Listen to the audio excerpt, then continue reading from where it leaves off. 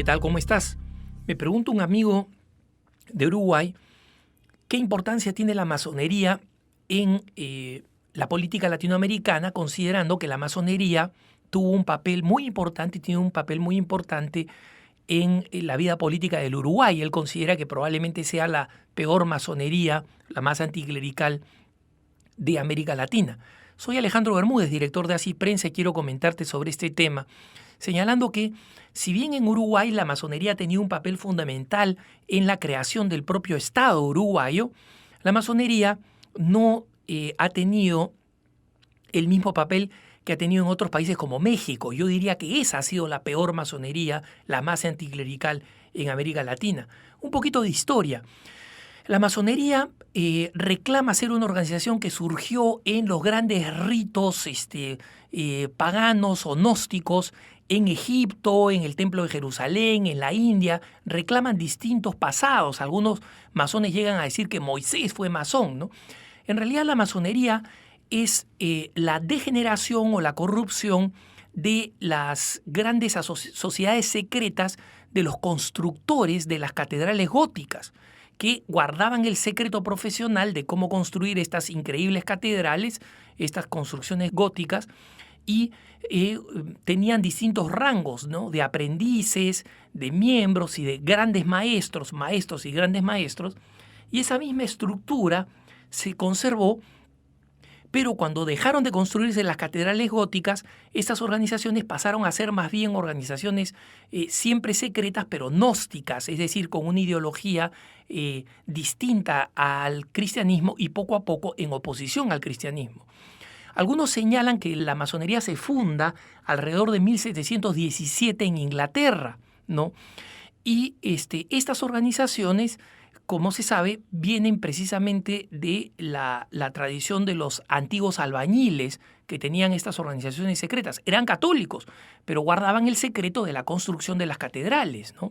Justamente el nombre franc-maçon o masón significa albañil en francés, mason en inglés significa albañil también.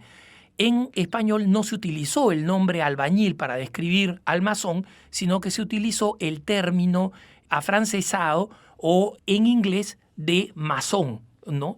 Entonces, ese es el origen de la masonería y va adquiriendo un contenido cada vez más anticlerical en Inglaterra a raíz de el apoyo que daban al Estado anglicano en contra de los católicos, y en Francia por la influencia de la Revolución Francesa profundamente anticatólica.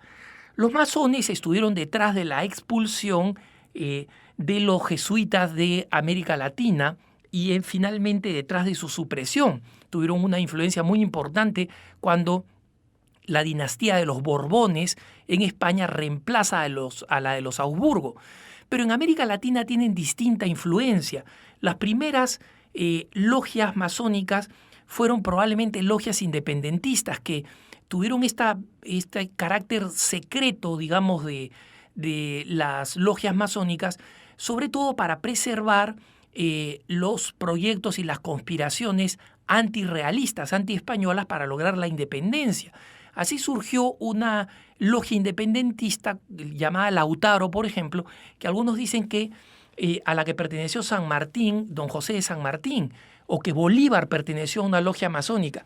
Es muy posible que ellos hayan pertenecido a logias que guardaban los secretos de cómo movilizar la independencia.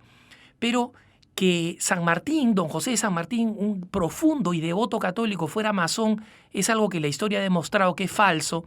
De Bolívar es muy probable que haya pertenecido, pero muy probable también que lo haya hecho con un sentido de oportunismo político y militar para lograr, digamos, el secreto y las coaliciones que necesitaba para su campaña independentista a lo largo de América, especialmente cuando partió de la Gran Colombia y llegó hasta el Perú, y luego logró la creación del Estado boliviano, de la nación boliviana y también de la nación ecuatoriana, ¿no?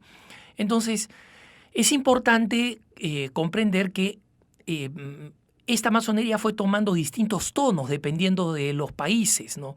En Chile fue muy fuerte en un momento, tanto así que en el siglo XIX las logias masónicas culpaban a la creencia católica, como ellos la llamaban, a hechos tan fortuitos como la caída de un techo de un templo donde murieron varios católicos dentro de una iglesia católica en el siglo XIX.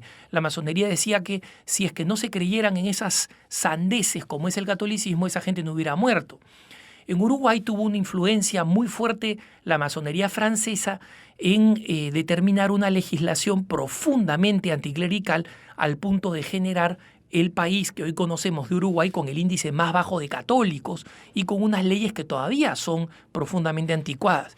Pero en México los masones llegaron a la sangre en la persecución a los católicos y por consecuencia la peor masonería en América Latina en términos de anticlericalismo fue y ha sido y probablemente sigue siendo la mexicana. No hay que recordar que entre los 20 y los 30, durante más de una década, de manera intermitente, la masonería fue la que provocó la guerra cristera tratando de suprimir radicalmente las iglesias, que se cerraran los templos, que la iglesia católica dejara de existir en México. Así de radical. Obviamente hubo un gran levantamiento católico que propició la guerra cristera y que le costó a México tantísimos mártires como los que existen actualmente y como los que están todavía en proceso de beatificación. Entonces, ¿hasta qué punto la masonería, como nos pregunta este querido radioescucha, este hermano que nos sigue a través de Así Prensa, cuál es la influencia que actualmente tiene la masonería a nivel latinoamericano? Es difícil de evaluar. ¿Por qué? Porque la masonería de alguna manera ha conspirado contra su propia identidad al convertirse en un club de beneficios. En el Perú, por ejemplo, es muy usual que personas del Poder Judicial o de los militares formen parte de la masonería por razones básicamente de su propia carrera.